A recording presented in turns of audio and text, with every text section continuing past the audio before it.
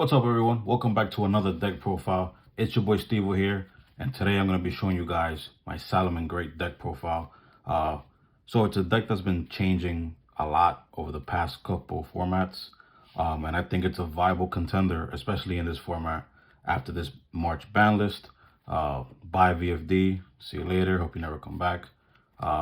This deck is really sneaky, and it's a deck that has a lot of firepower. It's more of an OTK based deck, I think now, at least in my opinion, and this specific build I made. But yeah, I'm gonna jump right into it. So to start it off, pretty standard stuff. 2 Foxy, 2 Spinny, 2 Jaguar, 1 Falco, 1 Gazelle. This ratio doesn't change much. The only other 2 I would flirt with are the Mole, Salamangreat Mole, and the Foul. Those are not bad cards at all, but I feel like these are the best salads to run, no more, no less. I think you can't go wrong with these if you want your deck to function specifically the way I want to show you guys today. Next up, 2 Lady Debug and 2 Flame Buffaloes. So I know some of you guys run 3 Debug, no Buffalo. Some of you run 3 Buffaloes and no Lady Debug. I found it hard to cut one. I had a tough time making a cut, so I figured, why not run both? And during testing, I felt like it was still viable. It is very situational, but overall, I think you cannot go wrong with running either or. Both, whatever you want to do. I like 2 and 2 as the ratios. Next up, 3 Parallel Exceeds. This is pretty much a staple for the deck. It's so easy to summon. It becomes a level 4. Then you go into your XYZ, your rank 4 plays, and you take it from there. So this is just an extender. You don't have to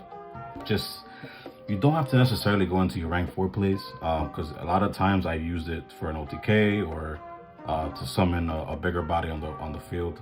It doesn't necessarily have to be for an XYZ monster. So this is a great extender for the deck. And once this card came out, salads came. They're making a little bit of noise, nothing crazy, but it definitely boosted them a lot. And also a lot of the other Cybers decks like the Ignisters and the Mathmex, stuff like that. So this is a very, very important card to any Cybers deck out there. For the hand traps, 3 Ash, 3 Drone Lockbirds, and 3 Impermanence. So last format, Impermanence wasn't getting hardly any play.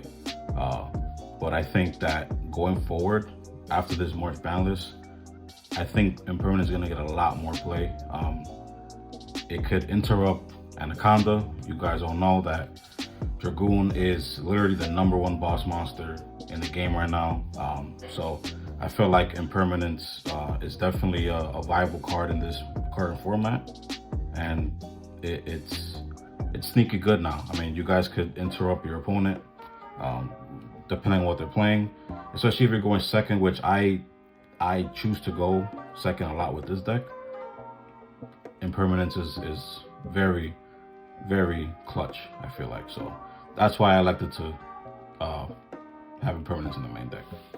Salad spells, 1 Sanctuary, 1 Will, and 1 Circle. This is pretty standard. Some people run 2 Will. I did make a final cut last minute, because you could always recycle these cards with the Sunlight Wolf effect. So I found it pretty easy to run 1 of each, and there's no issues at all. For the other spells, I run 3 Silent Mining and 3 Pot of Desires. This is also pretty standard. Desires is a double-edged sword in a sense, because if you banish your Gazelle, you're pretty much screwed, I think.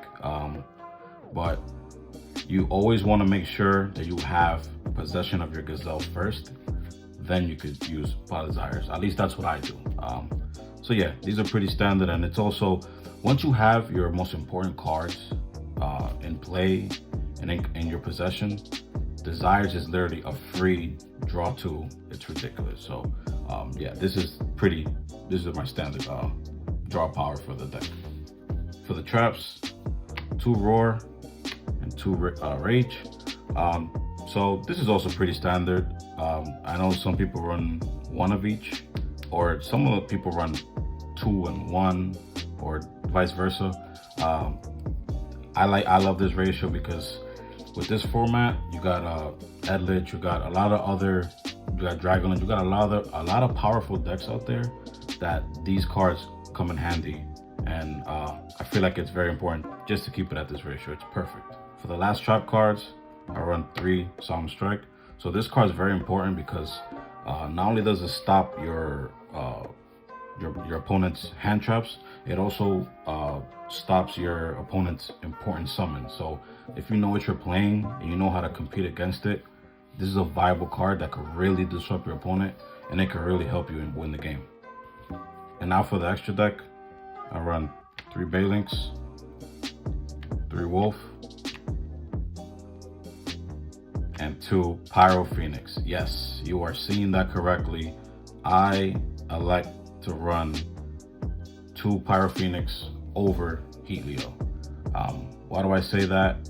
I caught myself citing it a lot, and I'm not saying Heat Leo is a bad card, but I feel like it just, I don't know, it's just not that important in my opinion.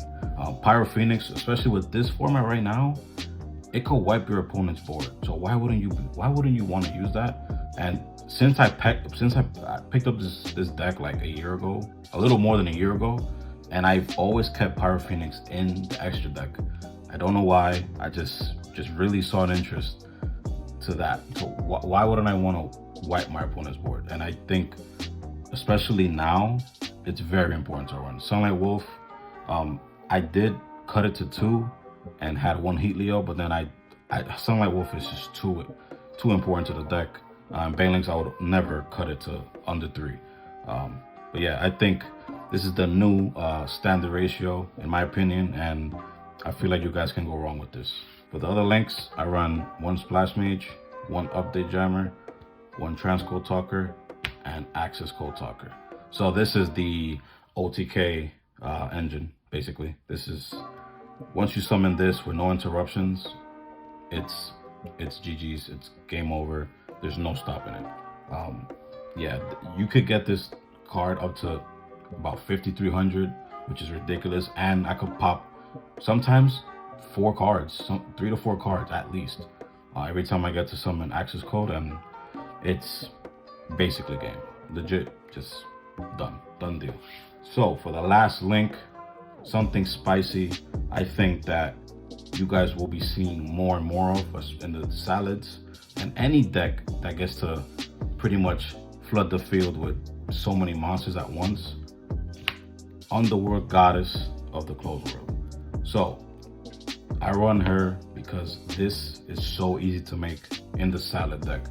It also disrupts your opponent, and it takes care of any problematic monsters your opponent has on the field. When you link summon her, you get to negate the effects of all the monsters on the field, which is ridiculous. So when you have decks like Dragon Link or Edlich, or pretty much any deck that summons Dragoon, this could be a possible out to it. Because you can fill the field with so many monsters at once. Of course, if you don't get interrupted, that is. But if you don't, you're gonna be moving really well, and it's so easy to summon her, and you just get rid of any problematic monster your opponent has on the field. So sneaky good, spiciness. You guys need to try it out. Highly recommend it.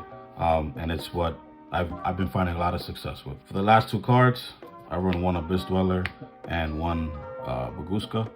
So Baguska is pretty standard, I think, for any rank 4 plays, and Abyss Dweller is also yeah, it's a pretty staple, because like, again, a lot of decks right now, they do a lot of graveyard effects, a lot of crazy shenanigans. So I was running Rafflesia, and with the Gravedigger's Trap Hole, I took that out just to make a little bit more functional.